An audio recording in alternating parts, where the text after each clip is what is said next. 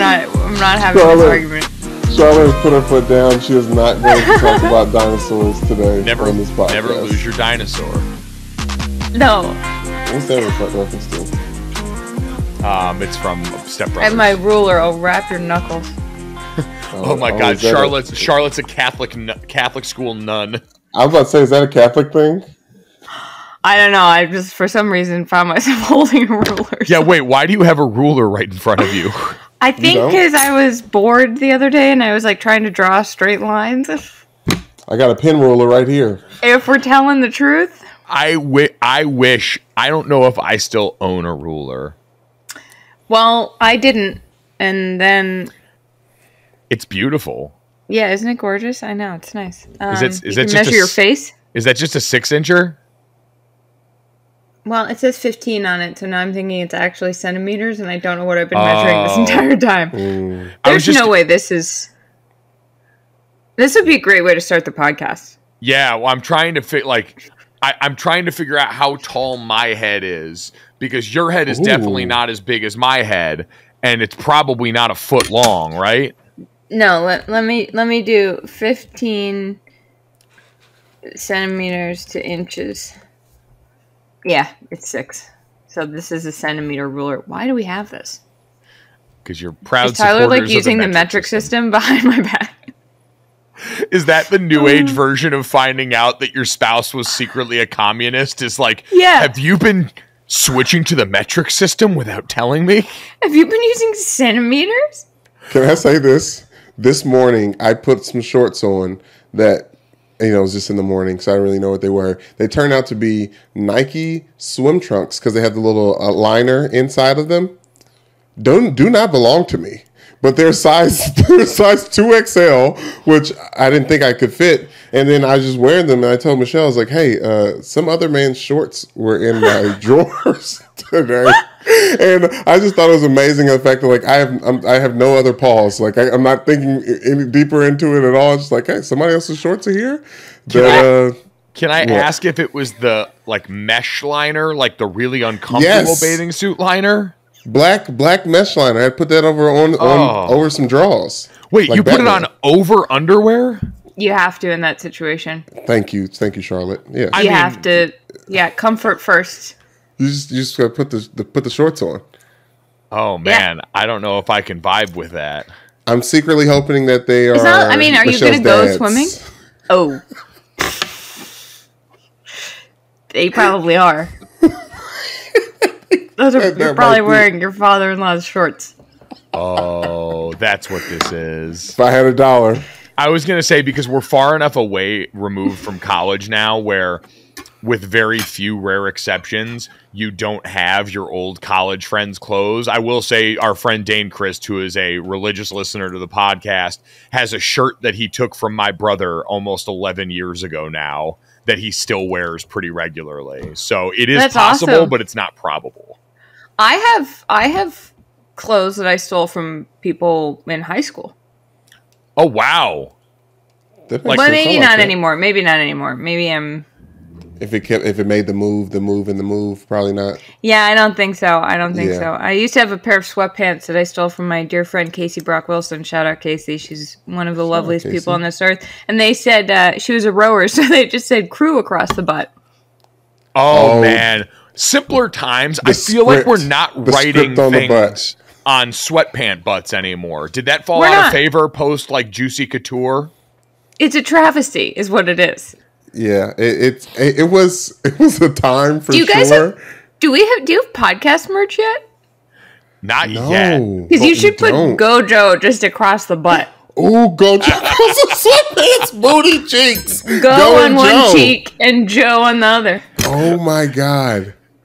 Oh my god, that just makes me think of Happy Gilmore where Shooter was talking about him signing someone's ass cheeks, and there it was, HA on one cheek, PPY right on the other, like GOJO on these cheeks. Wow, are we going to help people be double cheeked up for the summer? I think we might. I like that. I like that idea. I like to get into a font conversation with you guys about it later. Down the leg, it says Wilder Wednesdays. Oh, yes. I don't know. Wilder Wednesday might need their own edition of these pants, like an institution now. I would love it. I would be truly honored. I will say the only time I ever had pants with script on the ass was in college when we were in the locker room. We had a big cold plunge, like a cold tub that was in the middle of the locker room. And they would give you, they had in bins, these shorts that you could wear just for that because you're going in to get cold and wet. You're not going to do anything else with them. So they were kind of shitty nylon shorts. And so many guys were stealing the shorts to use as underwear for the rest of the day. Like that was back when we used to just wear shorts under shorts or shorts under sweatpants as a form of underwear because we were lazy and dirty. It's a dark time. It's a dark time. And so they put cold plunge on the ass of the shorts as if that would deter us. So now guys would be walking around campus with bright orange shorts that said cold plunge on the ass leaking out of their pants. Excuse my language. That's amazing. They were blue. And it wasn't just as underwear, Mike. It was, I believe, back in the day in high school days. I don't know if boys do this anymore, but always wore some gym shorts under your jeans in case the basketball game broke out or whatever. The breakaway jeans. Yes, or maybe it's just time to wear shorts, and you say, "Oh, I got shorts on under there." So I'm sure some people use them as underwear, but they were definitely just the short buffer between your jeans. I think as a girl. Maybe the quote, maybe it's just time to wear shorts thing is so real. I think I would bring a pair of shorts to school with me, like, just in case. Like, even in the winter, like. There it is. Ooh. Like, I had a pair of Umbros ready to go at any given moment. Some just in case shorts. You can never be Anyway, have we started? Is this the podcast? Are we doing the podcast? What's up, everybody? Welcome to Gojo with Mike Golick Jr. That is me. With me, as always, super producer Brandon Newman, Charlotte Wilder. Back for a Wilder Wednesday. Charlotte, we missed you during Super Bowl week. How are you, friend? Yeah, how much did you miss me? Oh, this much. Yeah. About the height of Jess Montana.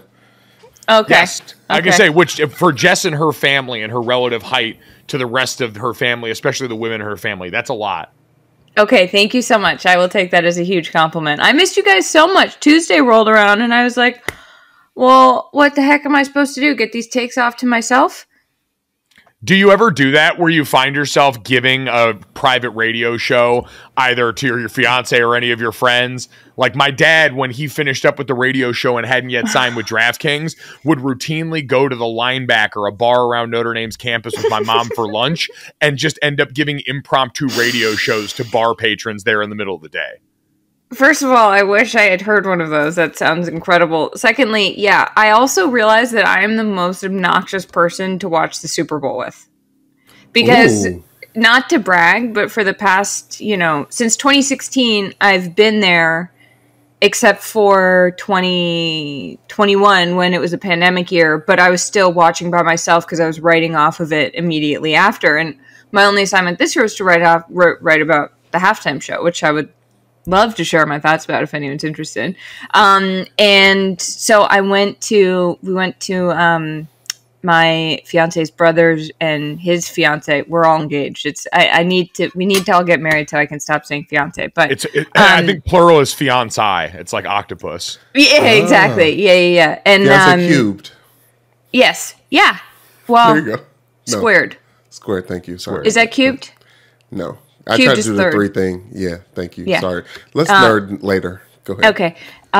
Right. So they had a lovely Super Bowl party, and I was sitting there, and I was trying to like walk the line between like what's a cool thing I can say about someone who's been to this or who has like inside knowledge without being every other second like, well, when I was in the Chiefs locker room after they won, like it's cool stuff, and it also did put into perspective for me. I was like, wow, I'm like, how lucky am I that I've gotten to do these things? But I was like, I feel like I've never been more like self-conscious than I was trying to have conversations of like, what can I add to this without like being an asshole about it? It's tough when you're in mixed company, like a non-media crowd, because around a media crowd, you've all got shared experience like that. But you're right. You've got to be a little bit more diligent about it in public like that. Oh man, it's tough because it's restraint. And Super Bowl, like, I don't know if you guys were drinking and having stuff, but it gets a little harder once you got one or two in you and you just want to let the takes fly.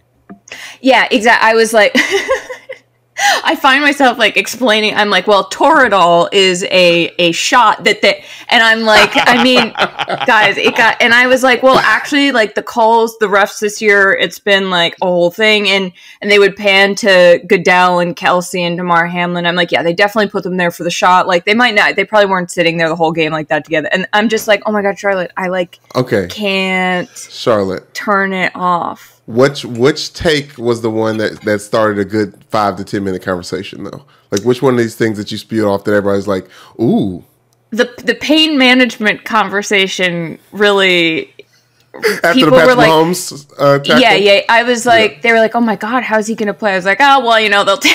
Sorry, I was like, well, they'll take him into the locker room second half, like at halftime. It's a long halftime because of the show, which is nice. So they'll tape him up. Definitely, probably going to just shoot him up with Toradol, which isn't great for your liver. But like in this case, I get it. It's a Super Bowl. You really want to get out. And I'm just like hearing myself talk as I'm like also eating wings at the same time, and I'm just but it is sort of interesting because you don't realize how I forget what it was like not to know these things, and then I hang out with people who don't, and it's sort of cool to be like, oh, this is how people who haven't had their brains poisoned by the sports internet and Twitter like consume sports. How nice. I hope I'm not completely ruining that for them. And it's like, yeah, oh, that's right, you guys all have other lives, and so you don't spend your entire day poring over these random bits of information about what make this ecosystem go. Even when I found myself like like after the game, like Eric Bieniemy gives Andy Reid a huge hug, and I'm like, oh, Eric, and I'm like, he's been a head coach candidate for it. Yeah, exactly. I'm like, I can't believe no one picked him up this year. Like, I mean, does he even want it? What if he doesn't want it? Like, does he like staying there in this role? And I'm just like, I need to stop talking. I need to stop. Although, I did get to tell one story where I was like, I can't tell the line on this one. I don't know if I'm being obnoxious or if this is cool. But the last time the Chiefs won the Super Bowl, and I was in the locker room, Travis Kelce, who I'd like done, he used to be on Radio Row all the time because the Chiefs sucked. And so I rode a roller coaster at the Mall of America. Travis Kelce, interviewed him a bunch of years in a row. And so I'm in the locker room and he's standing there, and he had just gotten out of the shower and he has a towel around his waist. And he was so amped up that they had won. He was just like, Charlotte! And he sees me and gives me this huge hug in his towel, and it wasn't like nothing about it was inappropriate. It was just like he was so purely excited, and I was there, and it was like, oh, I recognize you, and so telling that story was a cool story to tell at the Super Bowl. Someone addressing you in their towel with that level of comfort is like teammate level love. Yeah, I was like, I think I'm on the Chiefs. 100%. Yeah, 100%. They should send you the ring. Thank you.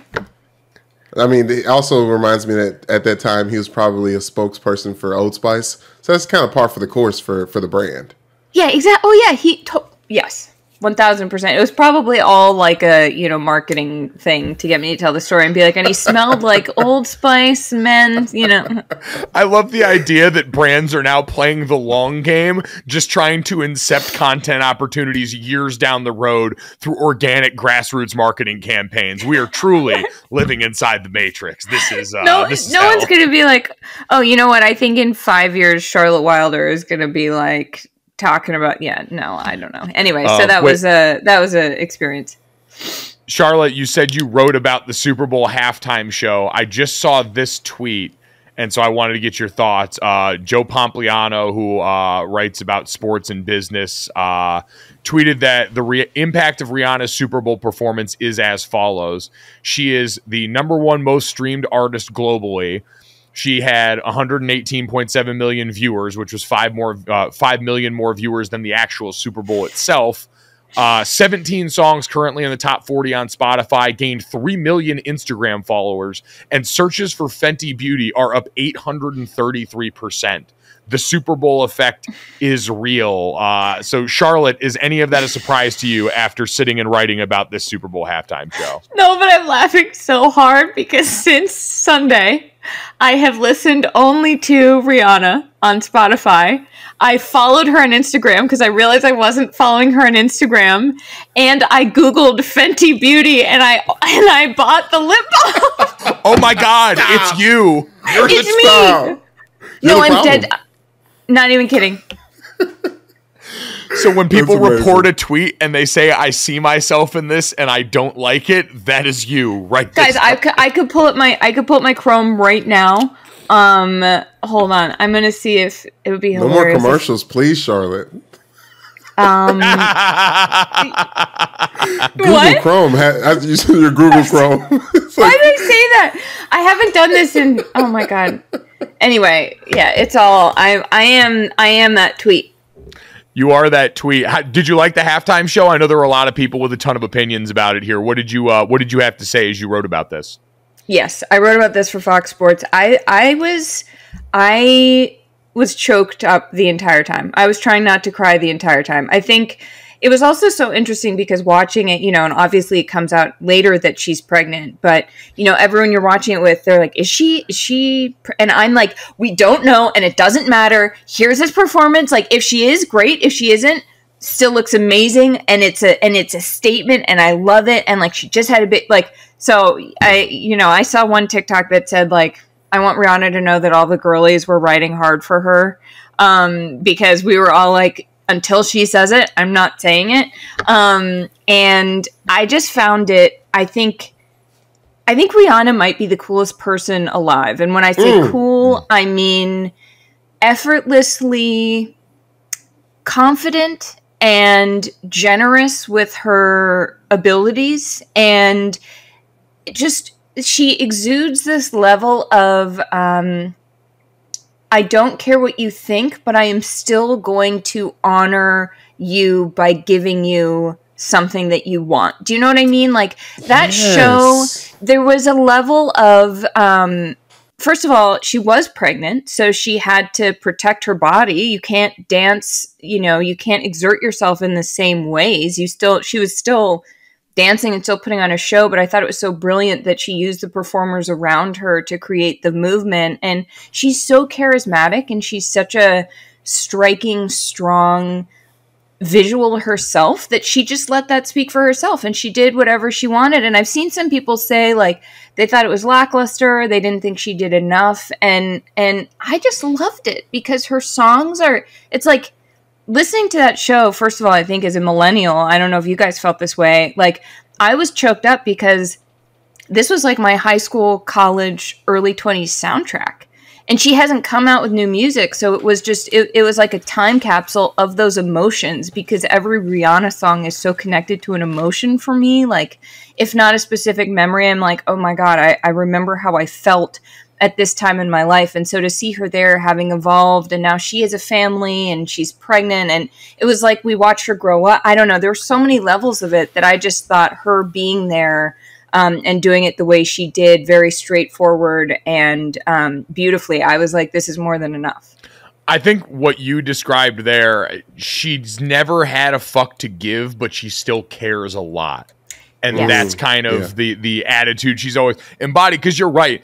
When I think of her, Run This Town was a song that we came out to in pregame in college. We Found Love in a Hopeless Place was a song that I would get drunk to later that Saturday night out in college. She was that effortless cool is what I think of when I think of Rihanna. And the fact that she just decided, hey, I'm going to do what we've seen a lot of other famous artists do, P. Diddy, 50 Cent, and go off and build my empire elsewhere without having to worry about music and have a family at the same time. And then to just parachute back in and kick us this little gift that, as we read, is making her a bunch of money right now too, is all on par with the brand of Rihanna.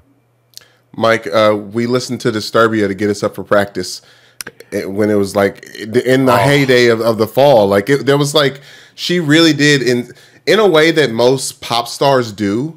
Right? Like they're just like the background of our lives. But this Super Bowl performance was like a reminder of her as a character, excuse the term, but like her evolving as a personality as well throughout this. And the track list spoke like in a way that an album does. And like from "You Better Have My Money" to "Where Have You Been All My Life?" It was like a reminder that Rihanna has been here our whole lives in that way. And it was from "Only Girl" to "Found Love," "Rude Boy," "Work," "Wild Thoughts," "Pour It Up," "All the Lights," "Run This Town," "Umbrella Diamonds." It was like a narrative of the story she wanted to tell in that moment. And at that time where she is pregnant again with child and everyone's like trying to get her to un-Frank Ocean herself and just put out stuff. And she's like, no, like I'm existing and this is my time.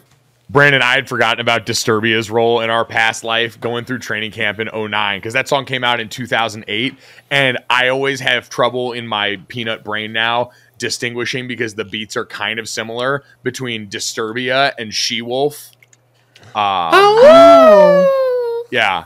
So both of those were played in our section in the locker room. We called it the VIP club. And we would only let certain people in there. We had the best music. We had the best fat guys. And one day towards the end of training camp, when we're all really going through it, our ops team had set up the actual VIP club inside our locker room because we put a full sheet over our section, had it on there. And so they set up tables. They had Gatorade coolers there, a bunch of music playing. And for like one night, let us turn it into a club. And Disturbia was prominently featured in that. So core memory of the 2008-2009 era Notre Dame training camp VIP club. Thank you for your service, Rihanna. I love that so much. What a perfect song to describe what you were going through. Honestly. Oh, man. For real. I also think that We Found Love in a Hopeless Place is like anyone who was in college in 2011 and went to a bar that, say, had rebranded their basement to be called Club Viper because they installed like a few lights, perhaps, and maybe that happened to be in Waterville, Maine. That's not like, there was a lot. There's a lot attached to that. But I just think I thought that the whole show was holistic, like you said, Brandon.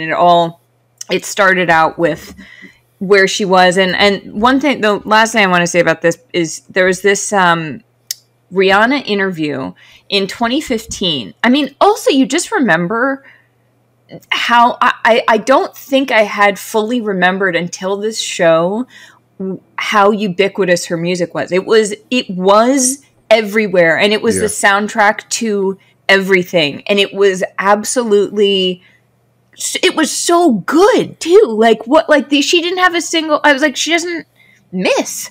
How? Like, so in 2015, she gave this interview, the New York Times mag, I think it was, and Miranda July, who's a writer, filmmaker, she spent some time with her. And it is one of my favorite probably is my favorite celebrity profile of all time, because in it, Miranda July says to Rihanna, they meet and she's like, they're talking and she asks her, not about her love life, but about how do you date if you're you? And the interviewer, Miranda, says, it took me a long time to find a man who wasn't threatened by my power.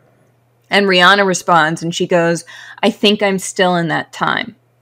And it was so interesting to me to, first of all, see a pop star who was larger than life, who you'd be like, oh, she could be with anyone, say something that I think, to me at the time felt sort of relatable, of like any woman who's like, am I too much? Am I like, is my success threatening? And for her to say that, it's sort of validating. And then to see that come full circle, and she announces, I know people have their own opinions of A$AP Rocky, but, she announces her second pregnancy, and they seem to, he was very proud of her as she performed, and there was something really cool about that.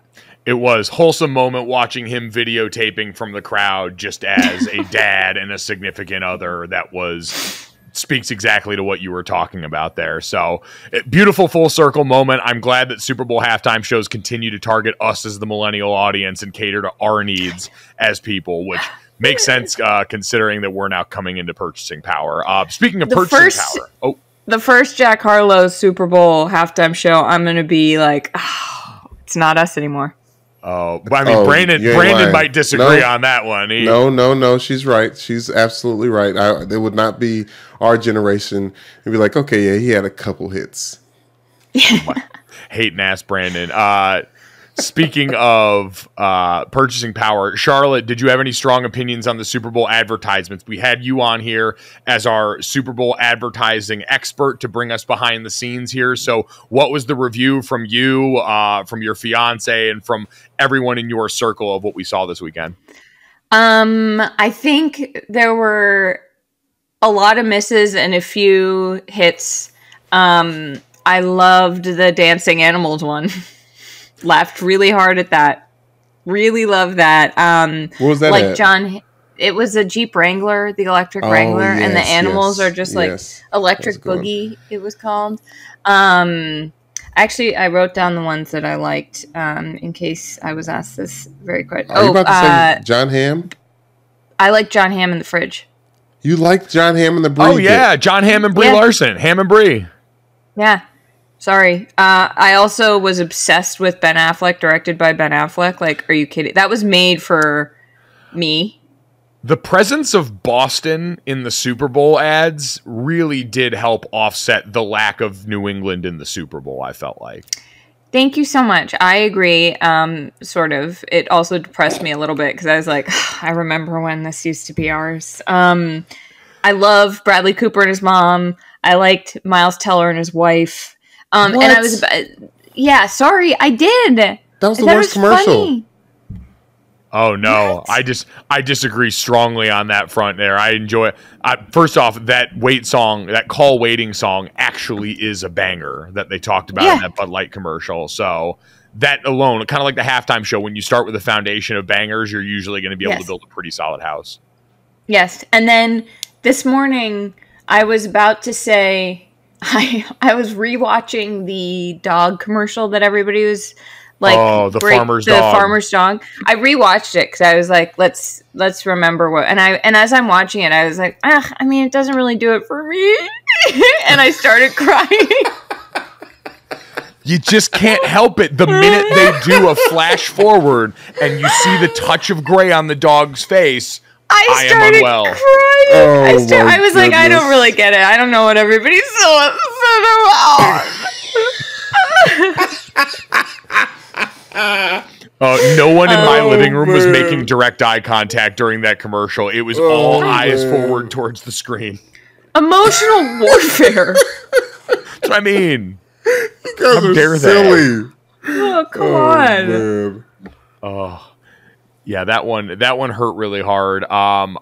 I was let down by the Spokes Candies reemergence. I felt like that was so transparent in what was happening at the time that I couldn't really get excited for it. It wasn't like when Taco Bell made us sweat about the Mexican pizza, or any of those other brands threatened to take away staple items only to re-release them later on for specialty. It didn't just hit like that. That's the most Mike Golick Jr. sentence anyone has ever said. It wasn't like when Taco Bell made us sweat about the Mexican pizza. I'm willing to get up in arms and wage war for that, but this one, I saw right through it. So listen, that's where it goes down. So it was. I think overall, because of how many of these get released beforehand, it's tough to have the same impact that they did in the early 2000s and the early aughts when we were really in the heyday. Yeah, what the heck? Don't put them on the internet. Let us see them. That one and the is it acting one? I don't understand why people like the ones that I hate. Like the hold one with the Miles Teller one and his girlfriend, and then the acting. I was just like, I was very upset. And then Crown Royal comes from the top ropes during Black History Month,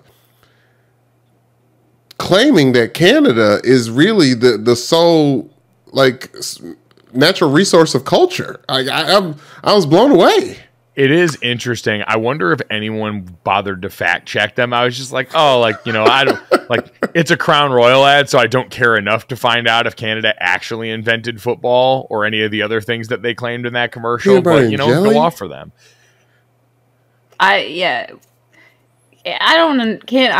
Canada confuses me, so I just sort of let that one. So one of those differences things, let's act like if we don't talk about it, maybe we won't. It didn't exist in the first place. Yeah, I'm like, I don't. It's like us, but it's not. I don't know. Charlotte Wilder, generally confused by Canada, much in the same way you can't be racist towards Italians, you also can't be overly judgmental against Canadians. Oh no, I'm just like, what's going on up there? Yeah, what are y'all doing? What is it? I've also lived close to the Canadian border for the majority of my life, and I've never been, so I think that's funny too. Okay, I've never been to Canada. Canada's just like Panama City Beach for people north of the Mason-Dixon. Can I give y'all some quick ones that I just Googled Canadian inventions? Sure. Yes. Telephone, 1874. Insulin, 1922. Electric wheelchair, 1952. Wonder Bra, 1963. I mean, catamaran. It just keeps going. I see, but it's like, what? You can't. Also, the catamaran, isn't that just the boat that rich people take pictures of on vacation? Like on vacation. That's a boat with two hulls. Hey. Yeah. Yes. I should have known I was coming to the right expert for catamaran information. Universal Standard Time between them. Yes, that's what I mean. It's just tailor-made for Instagram pictures on rich vacations now. The guy who invented the catamaran was really just a 1%er with too much time on his hands. It's like, why have one hole exactly. when I can have two? It's a stupid boat. It's a stupid boat. And then you're sailing, you go up and one of the holes is out of the water and you're like, this isn't safe. And you know what? It usually isn't. Charlotte, if a catamaran was 3 stories and housed about 8,000 people, you'd be all over that thing. What? Talking about your love for large ships, Brandon. Yeah. Oh my God. The problem with it that it's not large enough. Like if it were massive, I would be like, this is incredible. I mean, I will say though, like, you think Noah, when he built the ark, was like, I'm going to make 2 of these and connect them together? No. It would have made sense considering he was doing Canadian 2 of everything invention. else. That is true. That is true. Man. The catamaran official ruling. Stupid boat. Dumb boat. Oh, I don't like it. Canada, anyway. one day we'll figure you out, you weird little hat. I'll go. I'll check it out. We'll figure it out. I like Canada. I had a great time in Montreal up there. Beautiful city. Everything stays open very late. Everyone's very beautiful and nice, but just a lot of signs in French, and that was trouble for me. So what can you do? Are you guys, as we now like we're clearly just sucking the last bit of nectar out of the Super Bowl to try and get every bit we can. Mm-hmm. What gets you guys excited now after the sports season? Like, do you guys religiously follow the NFL offseason stuff, the combine, free agency? Is that what you look more forward to? Are you fully turning the page to like March Madness and the NBA postseason push? Like Charlotte, what is the thing that gets you most excited coming up next now that we're past this? I go full basketball, baseball.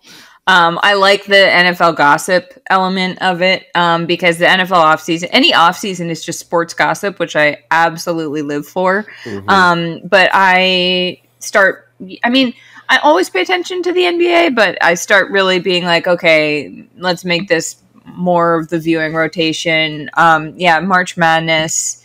And I get into baseball. Also, just sort of fascinated to see, Apple has MLS, like that'll be on Saturdays. It's sort of there's a bunch of stuff coming up that we can, I don't know. It's like when you step out into the daylight after being in a casino for a really long time, and all of a sudden you notice things that weren't there when you went in at night. So it is exciting like that. Like I learned yesterday that Alabama has the #1 ranked men's basketball team in college basketball, which feels cruel and unfair that they should be allowed to be what they are in football. And now since Nate Oates showed up, be really good at basketball too. So there's also, I feel like, been 9 million different teams that have been #1 in men's college basketball this year, which makes me really thankful for Dawn Staley on the other side, just kicking the shit out of people so badly that Gino Auriemma comes out here and complains to the rest of the world and gets universally shouted down. That brought me great joy. Also, LSU was #1 women's for a second, and then they lost by 23 points. I mean, like, all this stuff's happening. Hey, Allison Felix got the track named after her at USC. That happened a while back. No way. I thought that was amazing, and a little fun tidbit. But that's just an example of just how lost I am, though. Well, Brandon, for you, your offseason seems like it's a little bit easier, right? Because we're waiting for Lamar Jackson to kind of figure out what's going to happen here in Baltimore. Brandon, I, on your behalf, would be so beside myself if Baltimore, who went out and hired Todd Monken earlier this week, the former Georgia offensive coordinator, former offensive coordinator for the Buccaneers and the Browns, who is a legitimately great hire, Like that Georgia offense the last couple of years, especially this season, I think averaged over 500 yards on offense. He has got a proven track record of really good offense everywhere he goes, especially in the passing game. If Baltimore finally made that move only to franchise tag and then trade Lamar Jackson, I would understand if you didn't show up to work for a few days. Listen, I like the hire. I like that he uses tight ends a bunch. I like that they lean a lot on the pass, but I don't like the lack of just power eye running, the lack of true, authentic fullback use.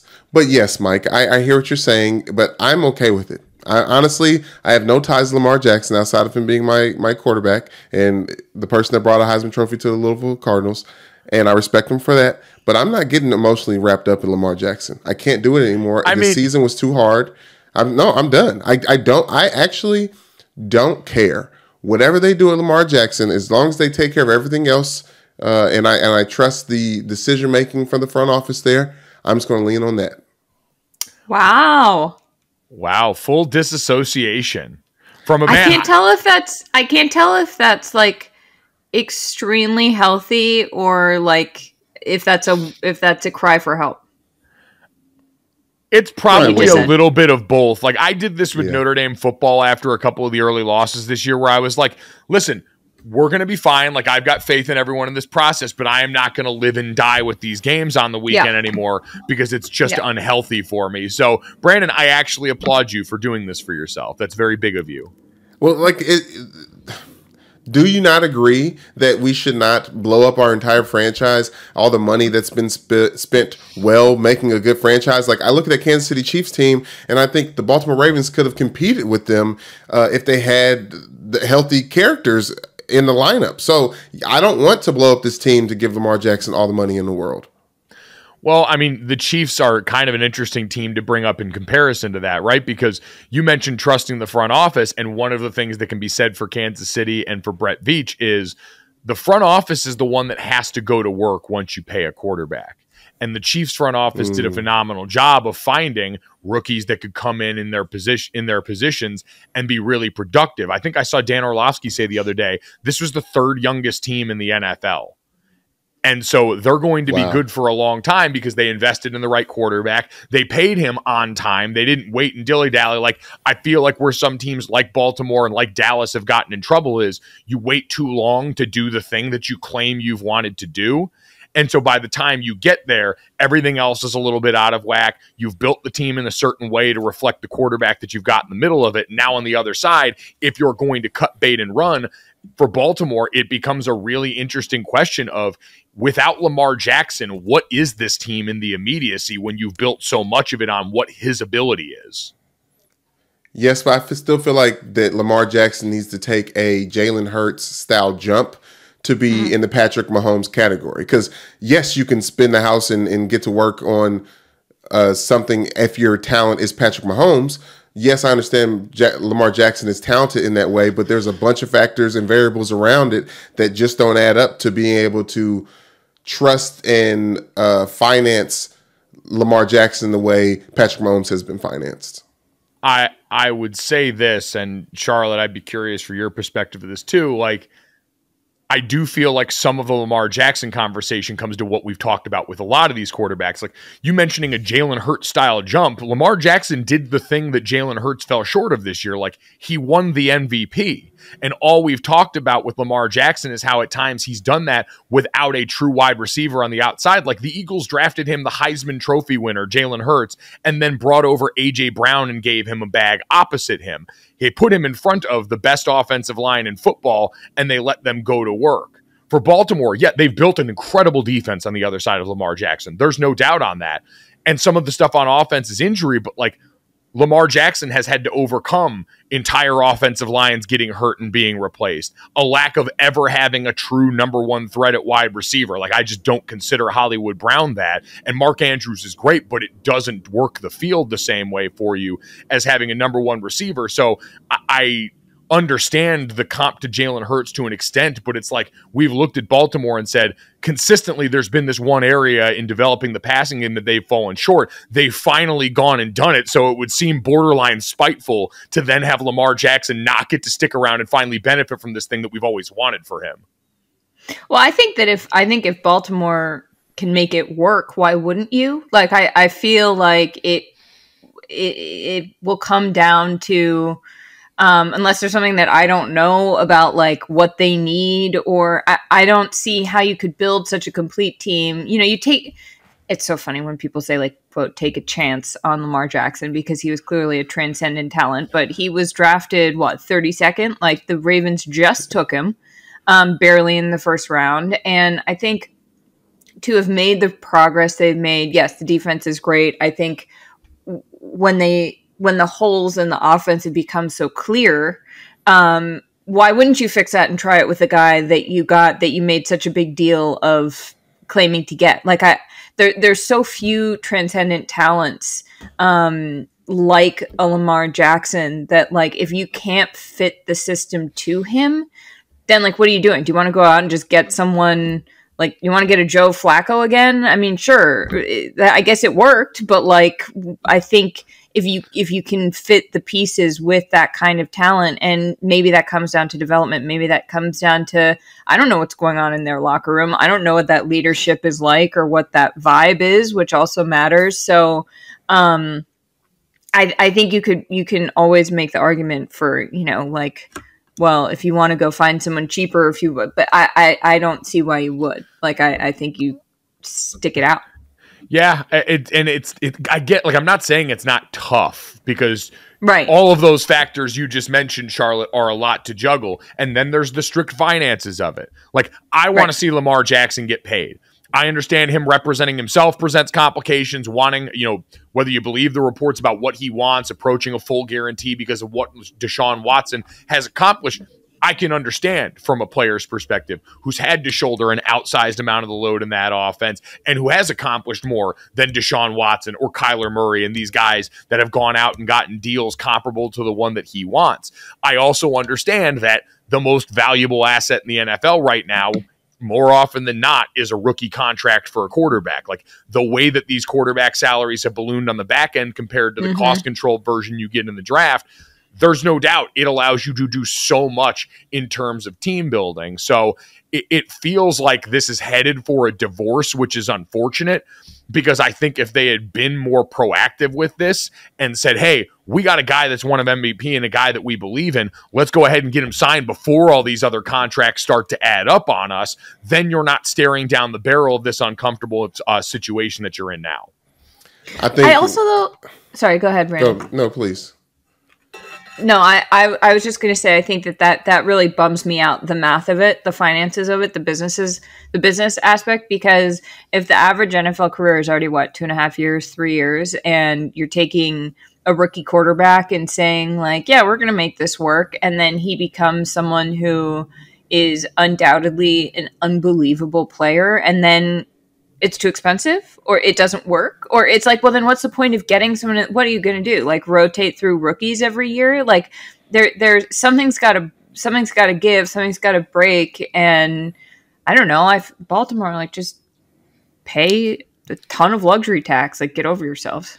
Okay, let me say this. I know the NFL changes. I know the Baltimore Ravens are hiring a defensive coordinator. I mean, offensive coordinator from college. Obviously, you can talk about how pro-ready that defense is, or that offense is. Well, and also has an extensive NFL background as well. Of course. But I think the front office is doing what they need to do by investing in Roquan Smith. That is a team that has an identity on the defensive side of the ball. That's where it leads from. That's why a Lamar Jackson and a Joe Flacco was perfectly fine being in the back, hanging out in the wings. They're not Drew Brees, rah-rah, and getting guys up. That's on the defensive side of the ball. I think Roquan Smith has proven in the middle of a season just how important and just a big enough factor for all the rest of the guys on that defense. And it could be that team in general, right? And so I don't think that it is smart to be playing around with Lamar Jackson in this way, but I also don't think it's smart here or there for Lamar Jackson to be representing himself in this situation. I think that's one of the reasons why we are at this point in time, and he may be someone who, because of this, is a franchise tagger all the way down until he's done in his career. And I would love to continue to have him as our quarterback, but we can't build our future on something so finicky and so it's not as simple as the money. Hold on, I think I missed this. He doesn't have an agent. No, so he represents himself, and that's been a huge sticking point. He and his mother and their camp. Right. Have Same been thing for Roquan Smith, though. Yeah, I can say he's not alone. There are other players that have done it, but Brandon, what you brought up, like there's a difference. Like off ball, like Roquan Smith, no doubt. You talk to anyone around there, the impact that guy had is legit. An off-ball linebacker is not going to win you a Super Bowl in 2023. It's just not going to work that way. Like if the Ravens win a Super Bowl and they move on from Lamar Jackson, it'll be because they went and got a free agent quarterback or went and drafted a quarterback who ends up being all of their hopes and dreams. Like you're just not, like a middle linebacker is not going to be the difference in the modern era because of how we've constructed the game that's going to get you to a Super Bowl. So he is unreal for that defense, but the ceiling of that team being Super Bowl is going to be wholly dependent on what they do at quarterback if it's not Lamar Jackson. Defense wins championships. Thank you. Thank you, Charlotte. No, I think that was the Super Bowl this year, if that wasn't an example of what you need of how you need to design a team, but also like who you need to have to design it around it. It's very much chicken and egg right now, but it's all offense. And look at the Colts. Like they just hired the Eagles offensive coordinator. Shane Steichen's going to be announced as the new head coach for the Indianapolis Colts after, the firing of Frank Reich and the Jeff Saturday experiment. They're bringing in the guy, which, by the way, the Colts, the scriptwriters are getting really lazy right now. The Indianapolis Colts going after the Eagles offensive coordinator from a Super Bowl appearance. It's the Frank Reich. It's exactly what they did last time around. Have they learned nothing? But to Charlotte's point, this is about trying to find offense. And they were very frank about this in the press conference as they talked about, I saw Ian Rappaport tweet from the Colts Shane Steichen press conference.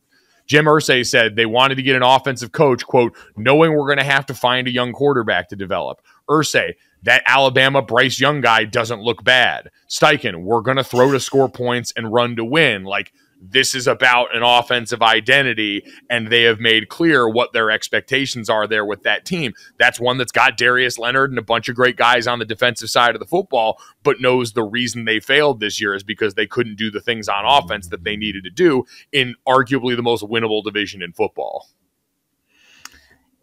The fact that any Jim Irsay quote, that the fact that I know he owns a team, but like that he's still allowed to give interviews is really remarkable. Money is an incredible thing. It's something. He hired his best friend to finish out the year, Jeff Saturday, and also told on the other guy, the Washington Commanders, like, hey, we got to get this guy up out of here. He's breaking all the rules. Yeah. It really is incredible. The Colts, by the way, the other thing as far as interest in this offseason, sitting at 4 in the draft. And with Jim Irsay, him being as loose-lipped as he generally is, you wonder if that's a good thing, going out and saying, everyone probably knows they're going to take a quarterback in this draft. You can't keep recycling through old veterans. But them sitting at 4, like, the Bears sitting at the 1 spot right now. I know people are trying to do the Justin Field things. I don't think that's going to happen. The Texans sitting at number 2, surely in the market for a quarterback. The Colts at 4. I don't imagine the Seahawks at 5 are going to be in that market. And the Lions, I would think makes the most sense to stick with Goff for another year, even if you trade back and draft a young guy here. So, you're not going to have a ton of competition for the marketplace up there. And they're going to be one of those teams that's in it right now as far as looking ahead to the draft and the other part of this offseason that, to me, is probably the most fascinating outside of the live sports, is now that we get ready to get into mock draft season. I am always so excited when those start leaking out here because There's smoke screens. There's all this back channel stuff. You never know who's putting what information out for what reason. Mel Kiper is toying with the emotions of fan bases on a weekly basis. It's electric. It's also just so the heart of fandom. Like it's a clean slate. No one's lost yet. And it's only hope. Like last year I went to the draft and I interviewed a bunch of Lions fans and they were like, they still went like Lions fans. They went to the draft and they were like, we it's like a renewal. It's like they're, washed clean and then they show up again and they're like, tear me apart, and they know it's going to happen, but they let themselves for that. The draft is like the only purely hopeful time until it happens. And then everyone's like, oh, wait, sorry, our team made a terrible decision and we're screwed again. But like right up until the draft, there's like real hope for every fan base. I feel like the NFL threw the Detroit Lions fan base a bone by gifting Aiden Hutchinson with that Rookie of the Year win. He is, I hung out with him this year when he came back from Michigan game, and he and his family are just like absolutely, they were so delightful. He's one of the guys I saw finally on Radio Row in person. That's a big kid. Not just white high motor guy, actual gigantic unit kid. Did I tell you guys this? I can't remember if I said this. When I was I interviewed him and Chase Winovich at the same time. And I'm like a tall person. I'm close to 5'9", and I was just like staring straight up the entire time. I was like, these are two massive people. And I also caught a real stray because Aiden was like, I said, well, what have you found is the biggest difference between college and the NFL? And he was like, actually the teammates and the level of wisdom you can get from the older guys. He was like, I mean, there are guys on my team who are like 31 and have 3 kids. And I was like, okay, well, I'm going to go walk slowly into whatever lake is closest to Ann Arbor. But it was pretty funny. I was like, oh, God, you did just graduate. You forget they're so like, all these players are so poised and huge and in the NFL. And then you're like, oh my God, you're 22. Oh, baby. Charlotte, I saw a couple of draft-eligible players who I won't name because I never know what everyone wants to know their whereabouts, but I saw a couple of draft-eligible players at Waste Management this past weekend in Arizona and had the same revelation is, oh man, these guys are physically at the prime of their lives. They're all in the process of training for the combine and pro day and stuff like that, and they look like children standing next to my old ass. And you feel it talking to them. It's so weird, and I know the minute it happens to me, what happens to my dad, which is everywhere he goes, like he's got the worst version of it, where NFL veterans are calling him Mr. Golick. Like J.J. Watt came up to my dad. I was down with him on the sideline of the Cardinals and Bucks game in Arizona, and J.J. Watt comes over on the verge of announcing his retirement, ready to kind of find his way out of the league and get prepped for his Hall of Fame jacket, and says, oh, hey, Mr. Golick, great to see you. Like that moment when it finally comes for all of us is going to be so deeply humbling. Yeah. God. I hate it. I hate it so much. Nothing makes you feel older than sports. Yes. Way older than sports should. It's terrifying stuff. So we have a lot of exciting time to talk about all this in the offseason, but congratulations to the Ravens on a phenomenal hire. Like you look at how complete that coaching staff is now once the defense came together down the stretch. The fact that you're going to have an offense that can push the ball downfield now is incredible. Shane Steichen, we'll see if it can work out. Again, if going to the well once on a former Philly OC doesn't work, why not go back there twice and try and work it out? But again, it's all going to come down to what the hell they do at quarterback and, quite frankly, offensive line for them. But story for another day here. Story for right now, guys, is finishing this thing off with the most important question of the day. Brandon, are you ready to tell us what time it is? Why not? I'm ready to hear. Wow. Why not? Get a little dream action. I want to tell you guys before I start singing, today's my birthday. Oh, man. A very happy birthday to Brandon Newman. I didn't know that. Are you kidding me? Oh, you guys let me talk this whole podcast at that time it was Brandon's birthday? Figure we go for the dramatic reveal at the end. Jazz hands. Yeah. Oh my god, happy birthday! Thank you. I wish you only the absolute best. I hope this is the best year yet. I'm so grateful that you're in our lives. Thank you, Charlotte. I appreciate it. Turning 33 this year. And a goal of mine I've talked about on this podcast, do stand up 33 times at least this year in my next calendar year. I got a show tonight in Sarasota at McCurdy's, and I got a show again tomorrow night, 2 5 minutes, hope some type fives.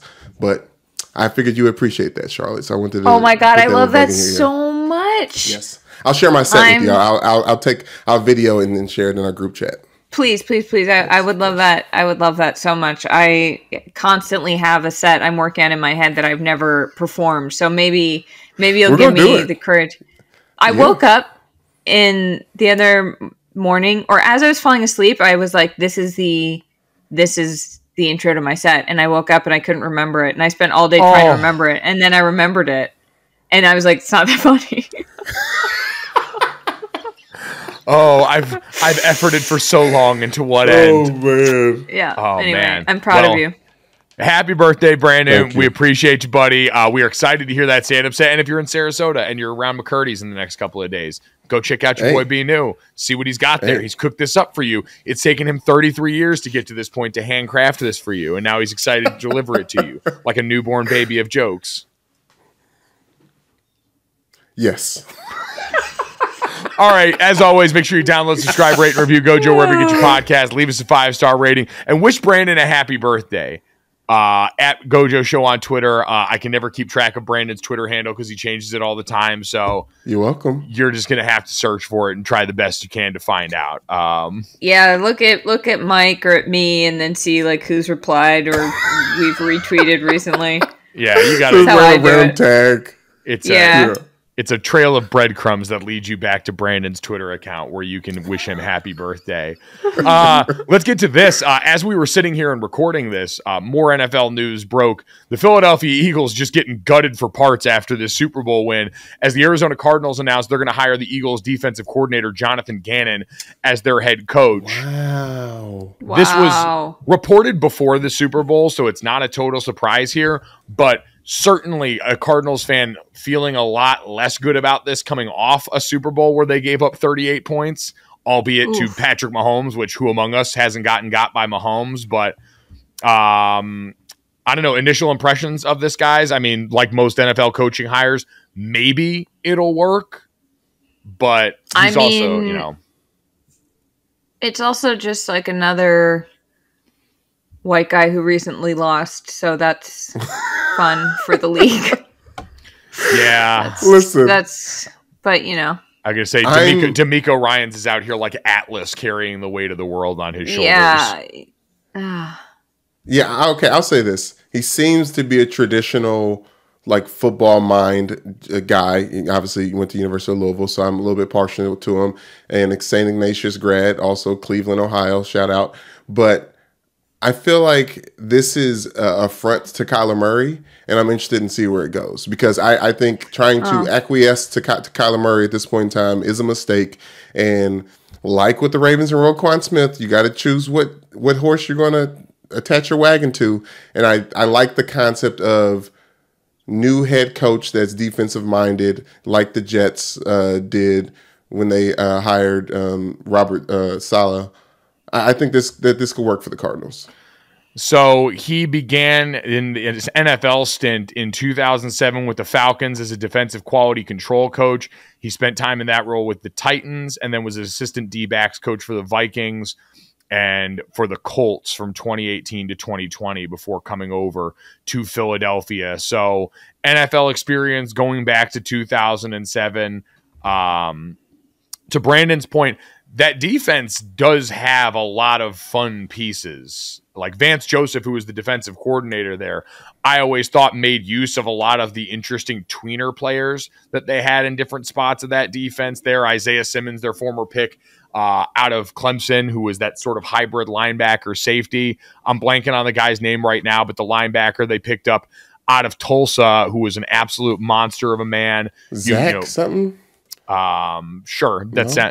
Sounds like it could be that, but okay, sorry, go ahead. you would let Chandler, but for them, that franchise has also changed a little bit over on defense. JJ Watt retiring, you would let Chandler Jones walk the year before, but defensive backfield's got some studs in it. I'm excited to see what he does with that group, because Philadelphia, one of the criticisms wasn't an extensive play call sheet, wasn't a guy that did a ton, especially as we saw in the Super Bowl, to ever really shore up the run game here. It seemed like at times it was a little bit too obvious how they were lining up and personnel they were in, what the results might be or what you could expect as an offense. But you had such good players at so many positions, especially up front on the defensive line, which give them some credit for helping get matchups that allowed those guys to go succeed. But I think there's some people that have questions about, like a lot of the other things, when you've got a successful team, how much of that do we attribute to any one part of this, especially when we're all inclined to give the players the most amount of credit. But did get the most out of a guy like Hassan Reddick, who came over as a free agent, who really hadn't had success like that elsewhere. And so maybe if you're hoping to unlock the ability of some of these players, Jonathan Gannon at least represents a little bit of hope with that. Obviously, who he hires as the offensive coordinator and what that gels like with Kyler Murray is going to be the most important thing that he does. I think this is one of those hires where you're going to find out what this guy is about and what his philosophy is a little bit more than we got to see with the Eagles, because of, as you said, those great players. It sort of takes away one of the screens in front of him to give him a new group of players and see if he can, and he also is in charge of the offense. So it's like, okay, well, how is he going to make that work? And clearly someone who is totally offensive minded, and you could argue didn't hold Kyler Murray accountable maybe in ways that people wanted him to. That didn't work. So let's try something completely different. Well, to bring it back to that pick that Mike talked about from Tulsa, Zaven Collins, but he hasn't been really good, Mike, and there's been a lot of questionable picks from the Cardinals, especially in the first couple rounds, and that's why I think maybe this can start to turn the tide a little bit, because they haven't really been hitting it out the park with these draft picks. I know Kyler was a big splash pick when it happened, and it was, they've been relevant and fun, but they haven't been a real playoff contender. Well, I think part of the issue for them has always been, hey, they faded late in the season. Kyler Murray, obviously, investing him long-term as your quarterback and some of the friction that clearly existed between him and Cliff and others. I think at the very least, if you're a Cardinals fan, you can be excited about the thought process going in on this one. Whereas last time around, Cliff Kingsbury, fired by Texas Tech for not achieving enough, and then hired by the Cardinals, expected to do differently when handed the reins. At the very least, with Jonathan Gannon, you've got a guy who came over and when he was inserted 2 years ago, immediately turned this defense back into a force.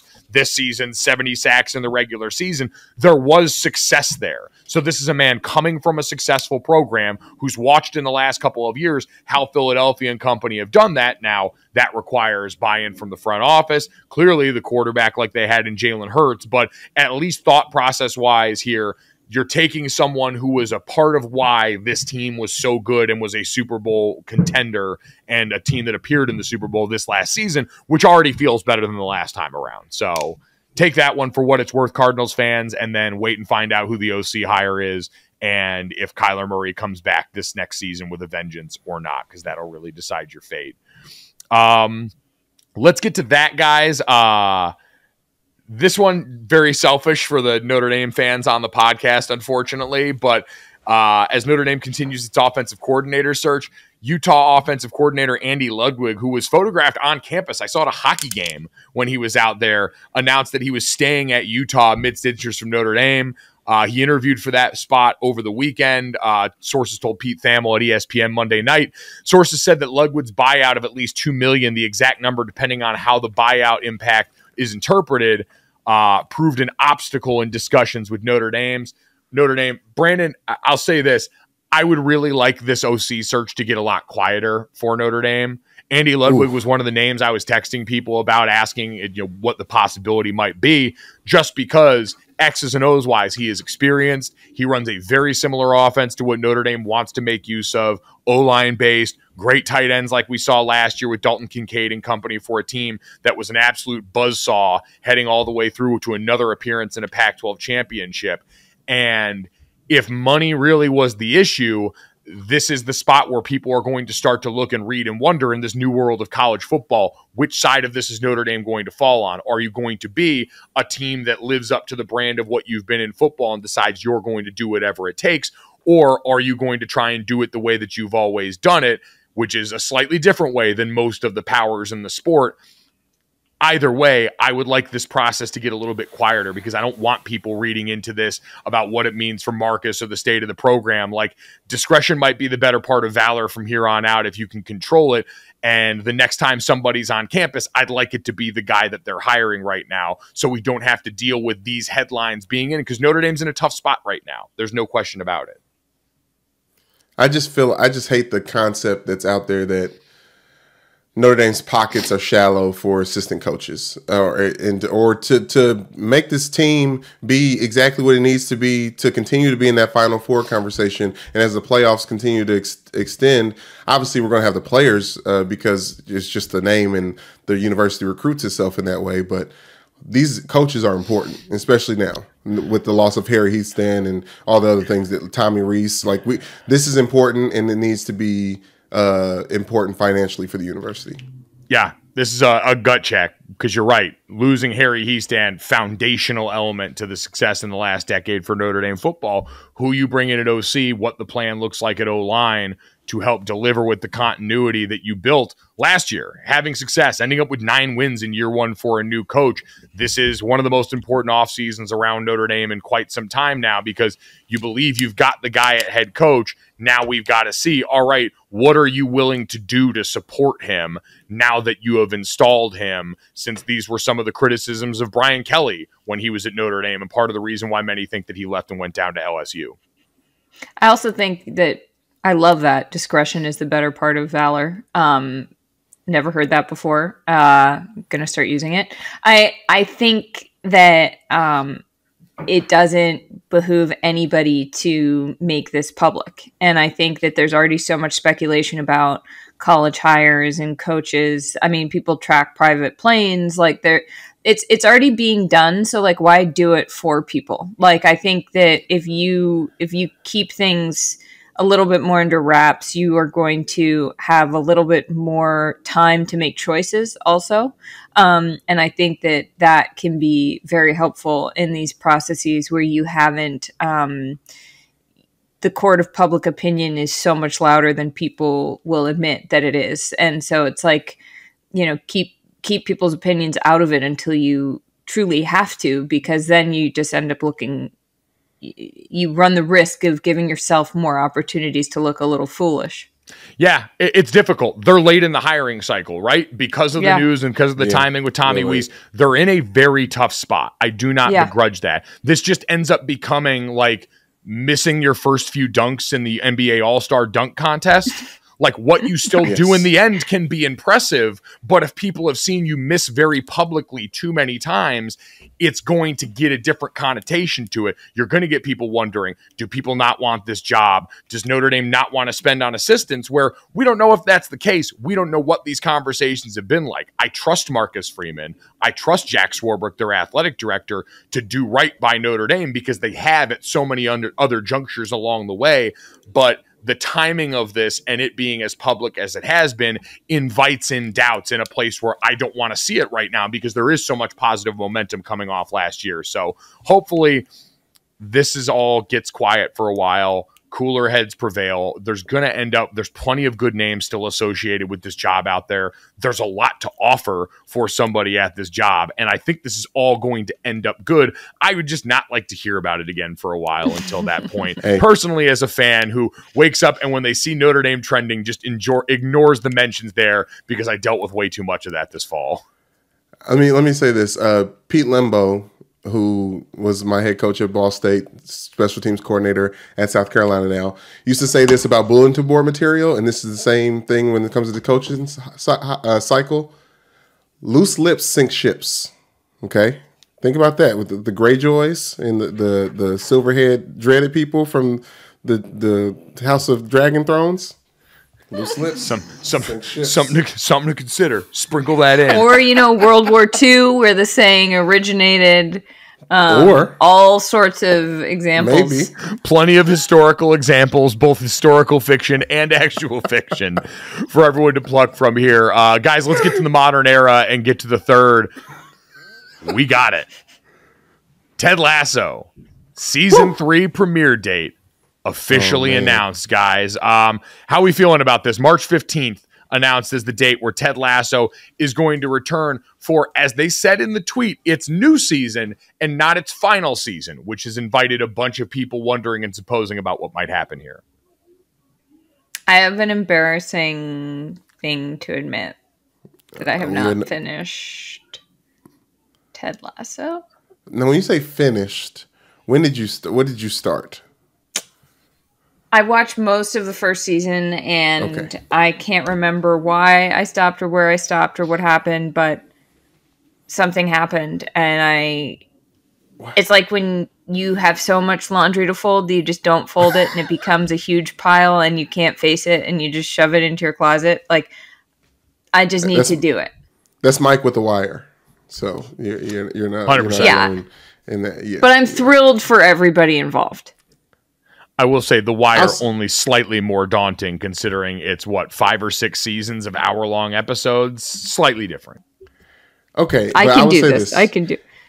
It is very exciting that they're saying new season when at the end of last season they said final season it was going to be coming up. Ted Lasso, a show that is all about just joy and positivity and satire and sarcasm and laughs and turning real situations as lightly as possible. Finally has a villain. And I was going to say, last season, not as much about the smiley stuff. This has clearly become a show about therapy and doing the work through season 2. Yes, but I think that's a part of it. It's like you do the work to get to make the laughs and the joy more genuine. I think that's a part of the process. But now actually having a nemesis for Ted Lasso, there's going to be some teeth to this show. There is. Absolutely. I don't want to spoil too much because Charlotte now has not seen all this. But what I will say is I do hope this is the final season. I think it was always billed as a 3-season arc, and the idea of pushing it more, we talked about this when we had the conversation about AI-generated TV shows. Endings are important. Things being over matters. I don't want something that exists in perpetuity. By the way, that ended. The show about nothing. Do you want to know why? Oh, what? Yeah. Because there was a glitch in the AI, and in one of the stand-ups they had Jerry do, he went on a racist, transphobic rant, so they shut it down. Look at God. Won't he do it? I cannot believe. You can believe it, but you also cannot believe it. You couldn't write the show that was never supposed to end. You could not write a better ending for it in 2023. Man. Nope. Because I think that's what Larry David was running into that himself. The only thing he had left was a racist rant. I know Kramer ran into that. Man, the undertones. Hey, can I say this too? Because you saw those images that popped up of the Roman Empire if it never fell, what it would look like right now. Did you see that? No. It was the AI generated. All those AI. It was during the slew of AI images. That couple weeks where we were all AI image paying for our beautiful selves to post on Instagram. Where they were turning me into anime porn on the Yes, precisely. So there's a picture of what the Roman Empire would look like if it never fell, and it's AI draws XYZ. There was a retweet that I can't get out of my head, and I'll just bleep this in the podcast, but it said, then Allen Iverson been drawing his ass off. Stop it. Stop it. Oh. AI. Oh my God. I love the thought of a whole faction of people that just think Allen Iverson decided that graphic design was his passion. Oh my God. Just getting after it on his iPad. Been drawing his ass off. AI's just in the lab cooking. He's at home. He bought the pen for his tablet, and he's just... I have nothing else I could say. That's it. Oh, man. Won't he do it? Won't he do it? Allen Iverson. If someone hasn't already... Please, if there is a God, or whichever God is out there that listens to this podcast religiously, A. Iverson, we need it. Ooh. A. Iverson. I don't even have more of the idea. We don't even know what it is, but make it happen. Yeah. Plug it into an algorithm and have it exist in perpetuity. Get to work. Wow. We appreciate everyone who made it all the way to the concept of A. Iverson on this podcast. If you did, make sure you download, subscribe, rate, and review Gojo wherever you get your podcast. Leave us a 5-star rating and a review. Check us out on the DraftKings YouTube channel as well under the Gojo with Mike Golick Jr. playlist. And check out and wish Brandon a happy birthday on his mysterious Twitter account at The Wilder Things on Twitter. Much easier to remember. Super easy to follow. Everybody, thanks so much. Happy birthday, Brandon. We'll talk to you tomorrow. Happy birthday. Thanks, guys. Happy Wednesdays. Birthday to you. Happy birthday. Oh, my God. Boom. Money in the bank.